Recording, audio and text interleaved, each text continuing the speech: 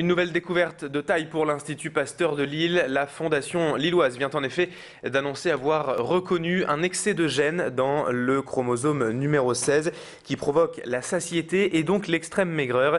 Un problème qui touche près de 120 000 personnes en France. Alors en fait, la grande majorité des êtres humains possèdent 2 exemplaires de ce gène, l'un transmis par la mère, l'autre par le père. Mais certaines personnes n'en ont qu'une et d'autres 3. En 2010, l'Institut Pasteur avait découvert que le manque de gènes du chromosome 16 pouvait causer certaines obésités. Et aujourd'hui, les chercheurs lillois expriment l'effet miroir. Le fait d'avoir un excès de ce gène, c'est-à-dire 3 copies au lieu de 2, pourrait donc causer une grande maigreur. Une avancée pour des milliers de personnes qui n'arrivent jamais à grossir. Élodie Bernachon s'est rendue à l'Institut Pasteur de Lille et a rencontré le docteur Philippe Frogel, professeur en diabétologie au CHU. Il explique l'intérêt de cette découverte. C'est la première fois en fait qu'on montre qu'il existe des gènes de maigreur.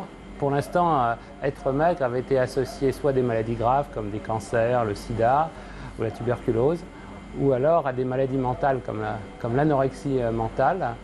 Et ce que montre cette étude, c'est que ça peut être une maladie congénitale génétique avec des troubles de la faim, mais pas des troubles psychologiques particuliers.